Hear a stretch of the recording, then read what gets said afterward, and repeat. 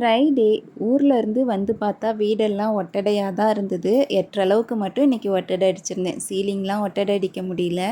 ஊர்லேருந்து கொண்டு வந்த பொருள்லாம் எடுத்து வைக்கிறதுக்கே டைம் கரெக்டாக இருந்தது. காலையில் டிஃபனுக்கு ஹோட்டலில் இட்லி வாங்கிட்டோம். ஊர்லேருந்து கொண்டு வந்திருந்த செராமிக் ஜார்லாம் ஒவ்வொன்றா எடுத்து பார்த்துட்டு இருந்தேன், ஏதாவது டேமேஜ் ஆகிருக்கான்ட்டு. நல்ல வேலை எதுவுமே டேமேஜ் ஆகலை.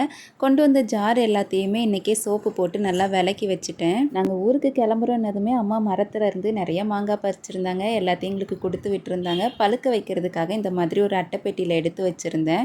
இப்படி வச்சாலே இது பழுத்துருது. கழுவி வச்ச கிளாஸ் ஐட்டம், செராமிக் ஜார் எல்லாமே காஞ்சிருச்சு. எல்லாத்தையும் நல்லா தொடச்சிட்டு அந்தந்த இடத்துல எடுத்து வச்சுட்டேன்.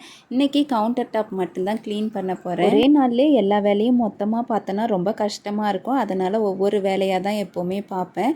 கவுண்டர் டாப்பில் நல்லா சோப்பு போட்டு வாஷ் பண்ணி விட்டுட்டேன். ஏன்னா ரொம்ப தூசியும் ஒட்டடையும் இருந்தது. கவுண்டர் டாப்பை க்ளீன் மட்டும்தான் பண்ணியிருந்தேன், ஆர்கனைஸ் பண்ணலை. ஏன்னா லஞ்ச் டைம் ஆயிடுச்சு.